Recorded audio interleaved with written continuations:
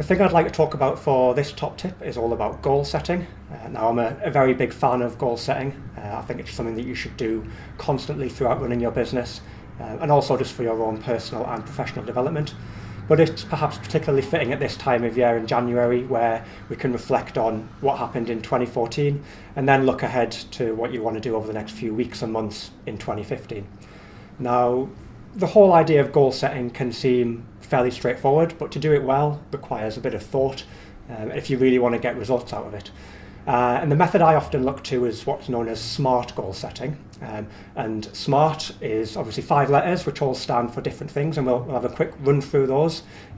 So the S stands for specific, the M is for measurable, the A for attainable, the R for relevant, and the T for time-based. And just to run through those in a bit more detail when it comes to setting goals. Specific is all about really focusing your goal in on something that you want to achieve and something that you can look at quite closely and really know when you've hit that and when you've achieved that. Measurable, every goal you set should have some way of being measured so that you can look back and so you can know when you've actually achieved that goal.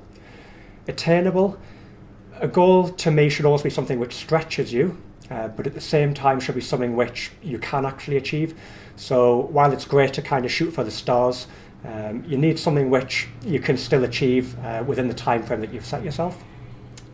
Relevant can refer to a few different things.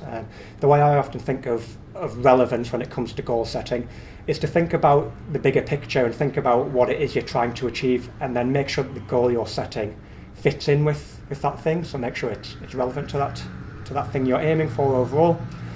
And then time-based is all about trying to set a time when you'd like to achieve your goal, or trying to set some kind of monthly target, again, so you know when you've reached that point and when you've achieved it.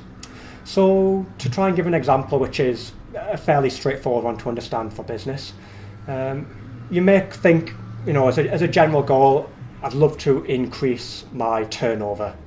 So that's great to start out with, but to turn that into a SMART goal and something that you can really focus on achieving and know when you've achieved it, if you think through the specific, measurable, attainable, relevant and time-based factors, then it may be worth looking in at, rather than thinking about turnover in general, focus on a specific service or product that you sell.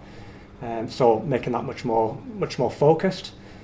In terms of measuring, with something like turnover, that's quite straightforward. You can think, well, I'm going to look at what my sales are now, and then look at what my sales are again in a month's time, in 2 months' time, and see how they measure up. Attainable, thinking about something which you're actually going to be able to achieve.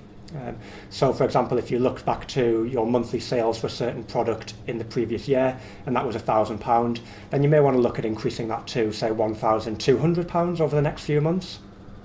Relevant obviously fits into the overall goal of growing your business.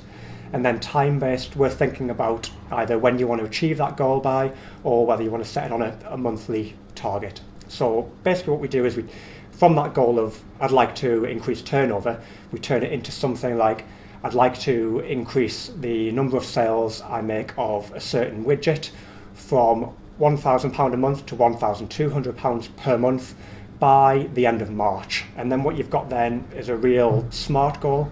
At the end of March, you can go back, you can look at that, and you can measure whether you've actually achieved it or not.